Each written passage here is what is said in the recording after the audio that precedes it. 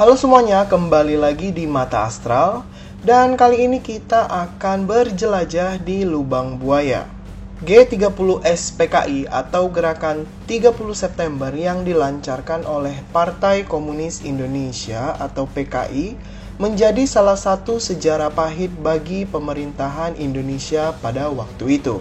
Bisa dikatakan juga bahwa G30S PKI ini adalah suatu pengkhianatan yang paling besar yang terjadi pada bangsa Indonesia. Tragedi ini melibatkan pasukan Cakrabirawa dan juga Partai Komunis Indonesia atau kita kenal dengan PKI. Gerakan ini memiliki tujuan untuk menggulingkan pemerintahan Presiden Soekarno. Tak hanya itu, mereka juga menginginkan pemerintah Indonesia berubah menjadi pemerintahan komunis. Gerakan pemberontakan yang dilakukan oleh PKI ini mengincar perwira tinggi TNI Angkatan Darat Indonesia. 3 dari 6 orang yang menjadi target langsung dibunuh di kediamannya. Sedangkan yang lainnya diculik dan dibawa menuju Lubang Buaya.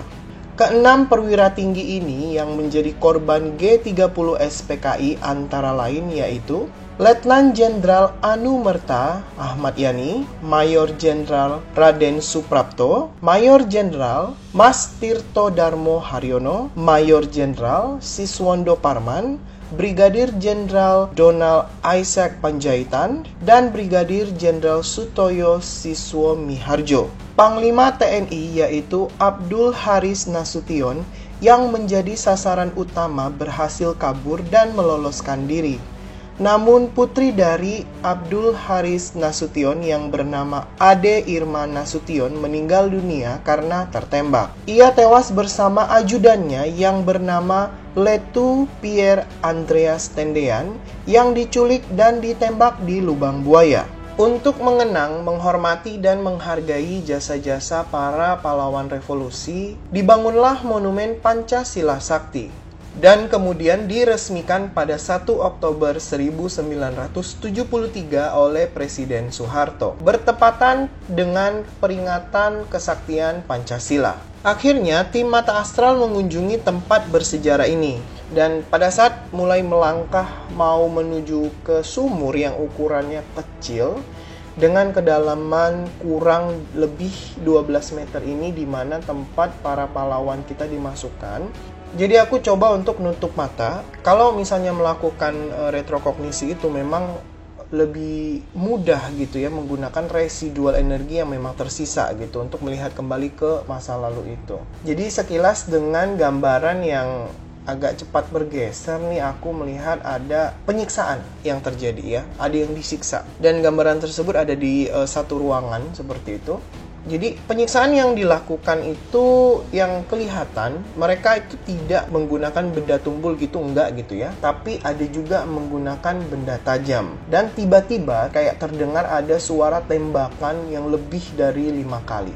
Dan setelah selesai nih mereka kemudian dibawa menuju sumur tersebut. Kemudian mereka dimasukkan ke dalam sumur itu.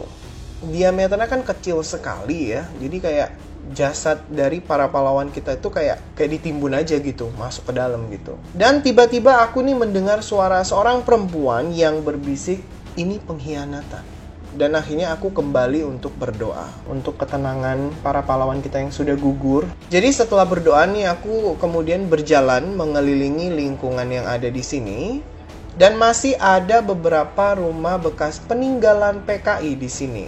Nah, setelah kita sampai di salah satu lokasi, dan kalau tidak salah ini namanya tempatnya adalah dapur umum ya.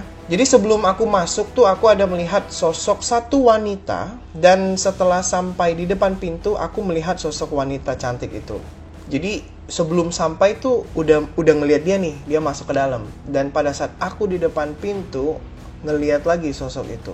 Cantik, namun aku bisa merasakan kesedihan yang sangat mendalam dari sosok ini. Dia kemudian masuk ke salah satu bilik atau kamar yang ada di rumah untuk dapur tersebut. Aku bisa merasakan energi wanita tersebut dari bilik ini, dan setelah mencoba untuk berkomunikasi dan merasakan energi dia, ternyata sosok wanita cantik ini ya dulu ini dipekerjakan untuk membantu di dapur umum. Namun, bukannya melakukan kewajiban di dapur, ini sosok wanita ini ternyata sering diajak ke kamar hampir setiap malam untuk melayani nafsu bejat lelaki.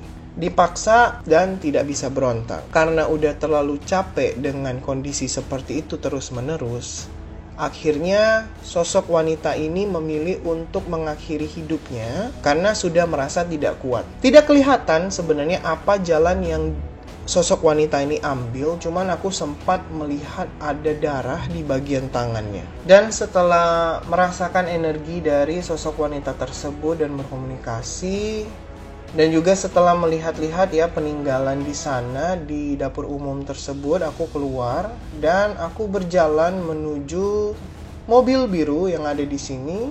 Itu kalau tidak salah mobil Dodge 500.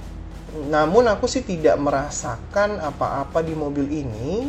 Dan katanya mobil ini pernah digunakan untuk menculik para jenderal. Dan setelah aku cari tahu, ternyata yang terpajang di sini itu adalah sebuah replika karena asli mobil tersebut itu tidak ditemukan sampai sekarang.